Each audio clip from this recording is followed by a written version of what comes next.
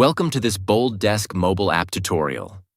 In this video, I will show you how to annotate images directly in the BoldDesk mobile app when attaching screenshots or files. With Image Annotation, you can draw shapes, highlight important sections, and mark up details, making visuals more informative and actionable. To get started, open the Details page of any ticket in the mobile app. Go to the Files tab and Click to upload. You'll see several file source options. Select Image and choose your preferred image. Once the image is loaded, you can annotate it by choosing a color, adding shapes, highlighting important sections, or directing attention to specific elements with arrows. You can also use this option to undo whenever you make a mistake. When everything looks good, tap the Send icon to attach the file to the ticket. The annotated image will now appear in the ticket's attachments, helping your staff better understand and address client concerns.